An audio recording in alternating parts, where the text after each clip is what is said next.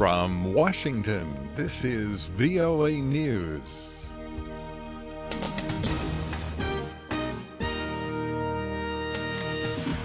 I'm David Forrest reporting more die at sea. The Save the Children aid group reports about 40 migrants may have drowned Sunday in the Mediterranean Sea when the rubber dinghy they were on either deflated or exploded as they tried to reach the coast of Italy.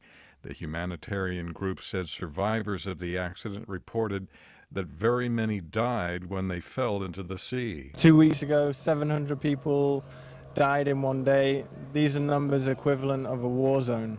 Will Turner is with Doctors Without Borders. People were cramped in like sardines into this boat. We took over 3 hours to offload people, and the boat just never seemed to get emptier. There have been more than 1,750 deaths this year in the unrelenting stream of migrants.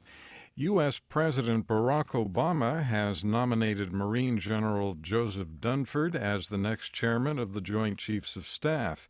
He will replace Army General Martin Dempsey as the nation's top uniformed military advisor. U.S. Secretary of State John Kerry arrived in Somalia today with promises of reopening the U.S. Embassy in the capital, Mogadishu, and the will to broaden U.S. assistance to Somalian security forces. The Islamic State militant group is claiming responsibility for Sunday's attack on a convention center outside of Dallas, Texas. The incident took place during a meeting where activities included a controversial cartoon contest depicting Muhammad, the founder of Islam. Any depiction of Muhammad is offensive to many Muslims. Police have identified the assailants in the attack as Elton Simpson and Nadir Sufi. They shared an apartment in the neighboring state of Arizona. This is VOA News. British voters will be going to the polls Thursday in an unusually complex, multi-party parliamentary election. Neither of the two largest political parties, Labour and the Conservatives, appear poised to gain a majority, which means one or the other of them will likely have to form a coalition government with smaller parties. Tom Mladzinski leads the polling company Comres. Post-election, we're going to see all the parties enter into negotiations, whether it's Labour or the Conservatives with their prospective partners, Liberal Democrats and the SNP. David Cameron will stay in Downing Street until a deal is done. There was also election news in the U.S. Former Arkansas Governor Mike Huckabee became the latest Republican to join the growing crowd of candidates for his party's presidential nomination. During his announcement speech in Hope, Arkansas, the governor took a hard line against terrorism. We will deal with jihadis just as we would deal with deadly snakes.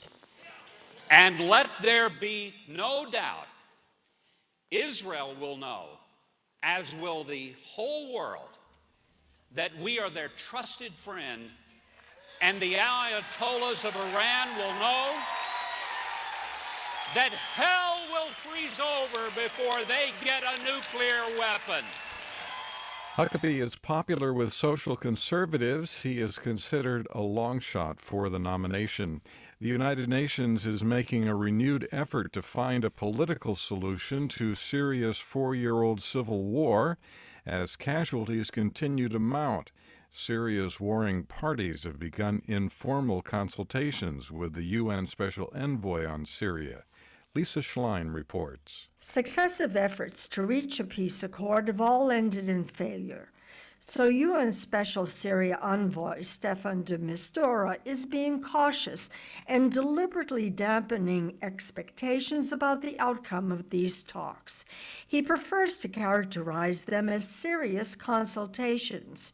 During the next 5 or 6 weeks, he says he and his deputy will engage in one-to-one structured discussions with as many actors involved in the Syrian conflict as possible. De Mistura says the goal is to gauge whether another round of formal peace negotiations will be feasible in the near future. Lisa Schlein for VOA News, Geneva. Thailand's ailing king, Bhumibol Adulyadej, the world's longest reigning monarch, has made a rare public appearance.